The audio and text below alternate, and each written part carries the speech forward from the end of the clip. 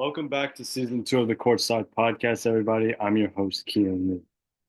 In today's episode, we recap all the first games, game one of the NBA playoffs 2025. We're also going to be discussing why I don't think coming back isn't enough for the Bucks to beat the Pacers and a whole lot more. Now, before we get started, make sure to hit the subscribe button, turn that post notification bell, like this video, and comment down below what series you're intrigued by. Without further ado, let's get into the game. All right, before we start today's video, I have a couple of announcements that I have to make, which is the first one, which is yes, this video is published here on Sunday, Easter Sunday. Hope you all had a fantastic Easter. Number two, I know a lot of you guys want me to get back to some NFL content, which I understand because the NBA is kind of getting a little bit repetitive here and there. I promise you, NFL content will be dropping later this week. All right, I will be dropping my off-season grades for every NFL team. Let's see, off-season grades are going to be on Tuesday, and my way too early um, pre-draft predictions for every single NFL team is going to be dropped on Wednesday. All right. As for episode number 29, I haven't decided when I'm going to upload it just because super busy, you know. I'm going to be out of town this upcoming weekend, hopefully, you know. But anyway, enough about me yammering. Let's get into our first game of the playoffs. We got the Bucks and the Pacers, game one. And honestly, this game was not even like, I mean, I don't even know what to say at this point, you know. This is exactly how I felt about this. This is exactly what I meant in terms of I knew how this series was going to go out. But anyway, peeking at the box score of this game right here, Giannis had 36 points. Brook Lopez had 9 points. And their bench was okay.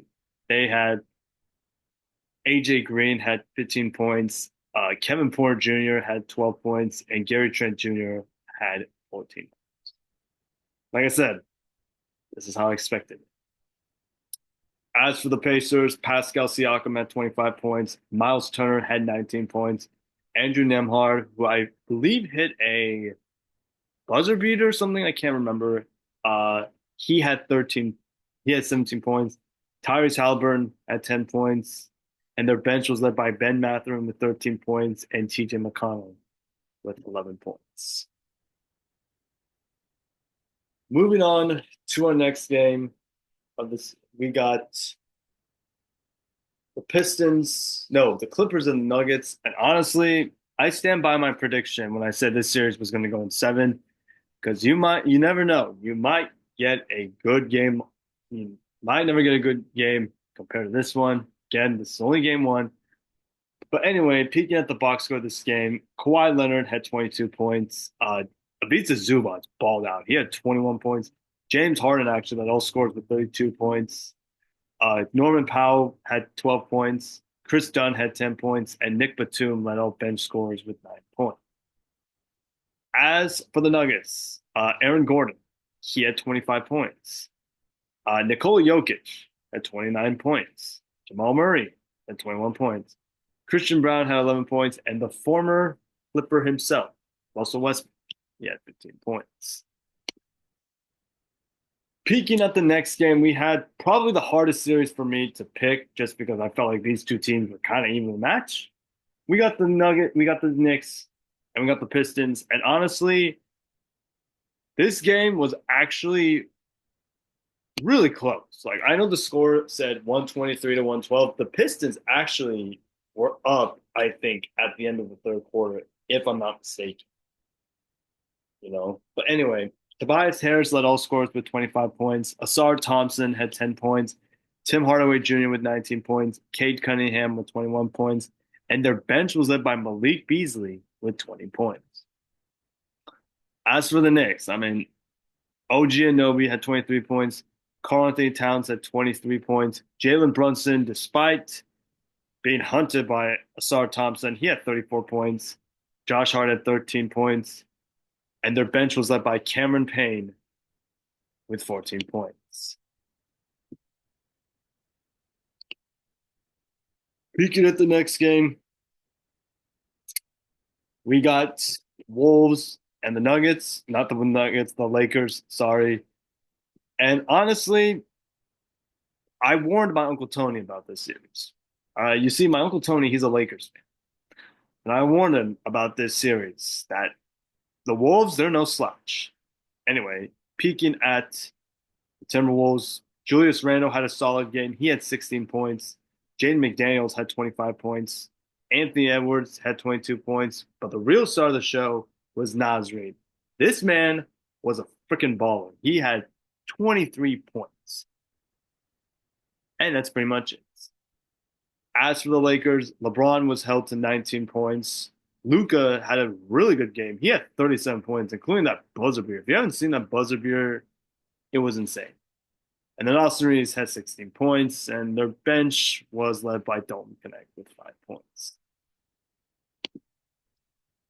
Moving on to the today's game, we got the biggest you got hoed kind of game, probably in NBA history, playoff history, I would say, because this game, if you were a Grizzlies fan, I would have probably just honestly either stayed home, maybe like go to Easter brunch with the fam and maybe just watch some playoff hockey, because this game, this was not only a belt to ass kind of game, this was a you got absolutely hosed in this game. All right. Peeking at the box score, John Morant had 17 points. Desmond Bain was a minus 51 in this game. And their bench was led by Marvin Bagley with 17 points. As for the Thunder, Chet had 19 points. Jalen Williams had 20 points. Isaiah Hartenstein had 14 points. SGA had 15 points. Lou Dort had 12 points. And their bench was led by Aaron Wiggins with 21 points. Peeking at the next game, we got the Celtics and the Magic. First time these two teams played each other since I was a kid, you know. But the Celtics, to no one's surprise, came out on top. I really thought the Magic were going to come out, fighting, because the Magic, they're a scrappy team, But like I said, this was a belt to ass. Anyway, peeking at the box score of this game, Paolo Banchero had 36 points. Franz Wagner had 23 points, and their bench was led by Jonathan Isaac with 7 points. As for the Celtics, Jason Tatum had 17 points. Kristaps Porzingis was held to 5 points. I've never seen that happen before. Derek White had an amazing game. He had 30 points. Jaylen Brown had 16 points, and their bench was led by, say it with me, folks, Peyton Pritchard with 19 points. I'm telling you right now, you guys, do not sleep on the Celtics' depth. They can cook. Anyway, peeking at the next game,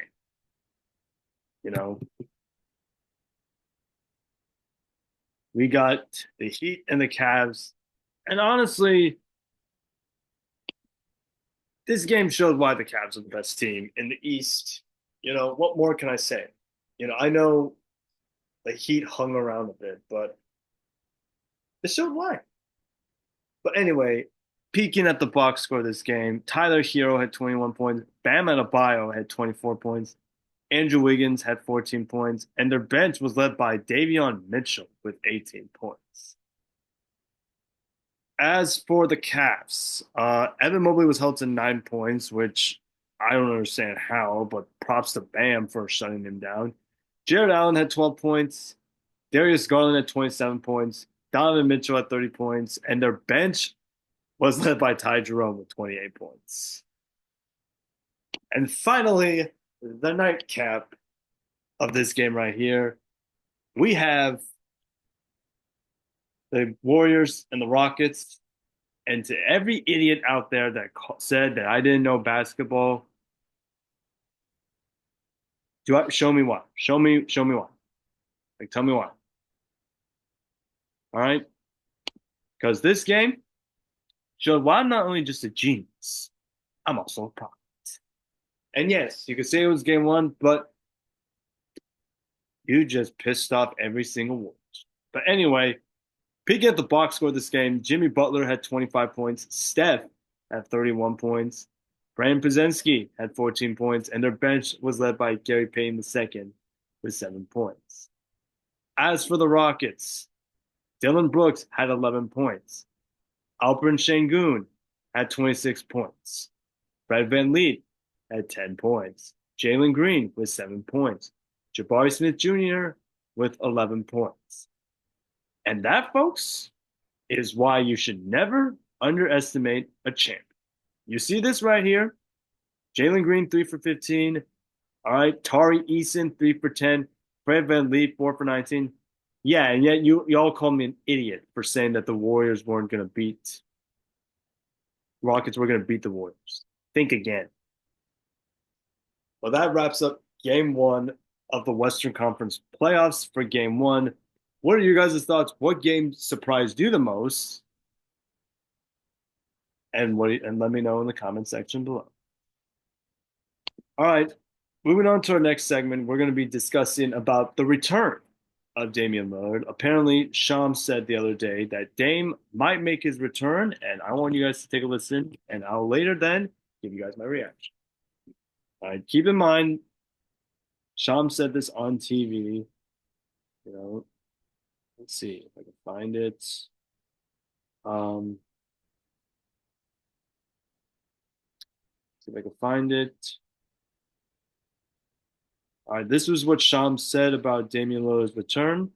Shams, take it away. Comes to this series, what can you tell us about Damian? I think Buck star Damian Lillard is expected to make his return in Game 2 in Indianapolis on Tuesday or Game 3 against the Indiana Pacers at home in Milwaukee on Friday. Sources tell me, and he's been doing full contact workouts since Thursday when he was cleared from that blood clot. Now it's just about ramping up, conditioning, gaining basketball stamina. He's been out for over a month since he was diagnosed, and doctors really told the Bucks that this recovery was unprecedented. This had never been seen before. In just over 3.5 weeks to return from a blood clot, get off blood thinners. And there were two reasons why, Malika. One was the fact that they detected it early and started medication with those blood thinners. And then the second part is the clot side. They were able to treat it, get it, and now reduce it to where it's shrunk completely. He made an unprecedented return, and now he's on the cusp of making his comeback. So that was Shams saying that Dame will make his return later in this series. And I said in the beginning why, even though Dame might come back, which is huge, like I still don't see the Bucks win this series. And let me just say this: I love Dame. All right, people who know me very well know that I've been watching Dame since he was a rookie. The problem with this is that this Pacers team actually knows how to beat the Bucks. They know how to beat them. All right, even if Dame was healthy, I still don't think they have a chance. Just because, and I hate using this word on him because he's a fantastic player. He is one of my favorite players. Dame is a cone on defense, which is basketball lingo for he's terrible at defense.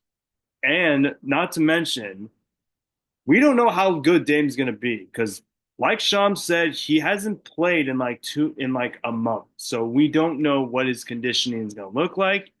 All right, but as of right now, as of April 20th, Easter Sunday, I still think the Pacers are going to win this series. All right, despite Dame coming back.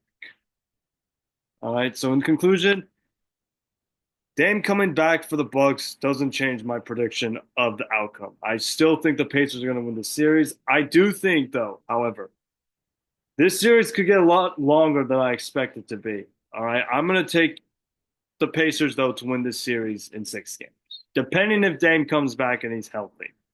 Because I think if Dame is somewhat healthy, like he's 80% healthy, I'm gonna still ride with my pick. I'm still gonna take the Pacers to win the series in six. So, what are your guys' thoughts? Does this latest update on Damian Lillard make the Bucks the favorite to win first round against the Pacers or not? Let me know in the comment section. So, anyway, moving to our next segment, we're going to talk briefly about the Lakers and the Timberwolves because a lot of people, this game actually shocked a lot of people because if you looked everywhere on every single sports show, Speak, First Things First, NBA Today, First Take, Get Up, everyone picked the Lakers to win the series. And I think all of them said it in five, if I'm not mistaken. But my biggest takeaway from that game, and I know I shared it, was that the Timberwolves are no slouch. They are, and I said this before, they're gonna punch you in the mouth. They're not here to mess around. All right. They got Anthony Edwards, who's a guy that can be like, yeah, I'm that guy. All right. So I think the Lakers can make it interesting, but I think if I'm JJ Redick, I gotta figure out how to shut down Anthony Edwards. Like, even though, yes, Ant had a really off game yesterday, you got to take away some of his teammates in order to win this game and let Ant carry it by himself. Now, I understand Ant has carried his team before, but you got to make Ant carry. You got to be like, you're not. We're not gonna let you let Julius Randle take over. We're not gonna let you have Nas Reed take over. It's all you, Ant. What are you gonna do? And I think that's gonna be the biggest key for the Lakers to win the series. Because let's be honest here, and one of my favorite YouTubers said this best: the Timberwolves are not going to shoot 50% from three. That if they do that, I will literally like lose my mind. Like no joke. But yeah, that's all I got to say about the Lakers and the Timberwolves. What adjustments they should make? What do you guys think the Lakers should do in order to make this 1-1? Let me know in the comment section below. All right, moving on to our next segment, we are going to be doing our game two picks for this week. All right, and I know you probably were seeing on my screen. Why do you have games 3 through 4? Well, apparently the NBA schedule gods decided to go against me this playoff round. So, anyway, here we go. Pistons and the Knicks, game 2. I'm gonna still pick the Knicks. You know, I just think the Knicks right now they gotten game 1 out of the way, and I think they're gonna ride this momentum into game 2. I still think they take it. Give me the Knicks in game 2. Clippers and the Nuggets game 2. I'm actually going to take the Clippers in this one. I think the Clippers they played really well. Like if you watched a majority of that game, all right, and I didn't. I watched like a snippet of it. The Clippers actually led pretty much the entire game. I think they bounced back here, but I will not be shocked if the Nuggets win that game. Next up, we got the Bucks and the Pacers, game 2. I think Sham said this is Dame's first game back, I think. Even if he does come back, I don't see I don't see the Bucks winning this game. I really don't because I don't know how good Dame is gonna look. All right.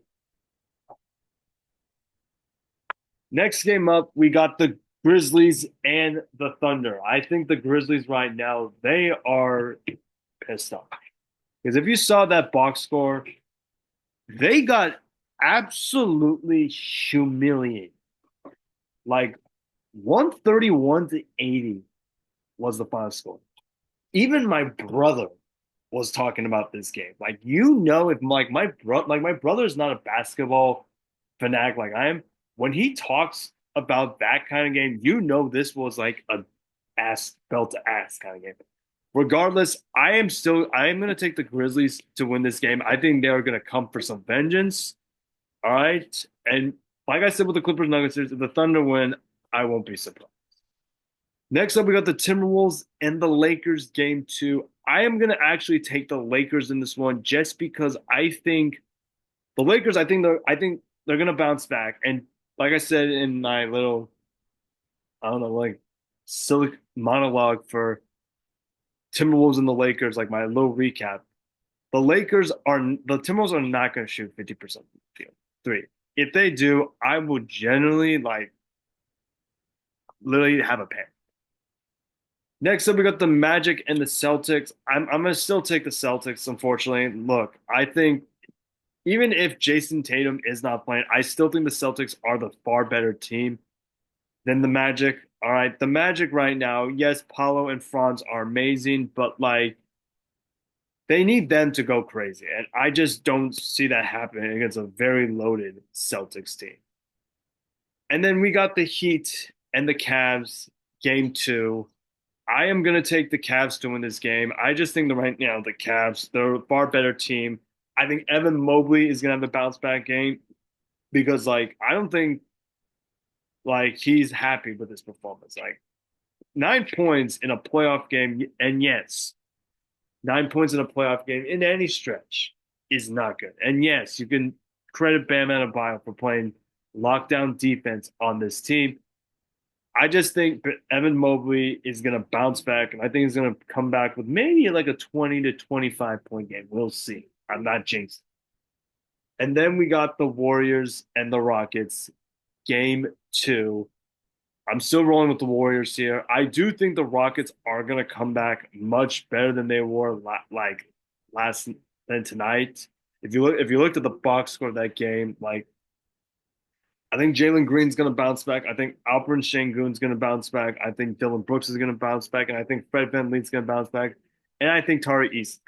But I'm going to still take the Warriors here just because I think they're the far better team.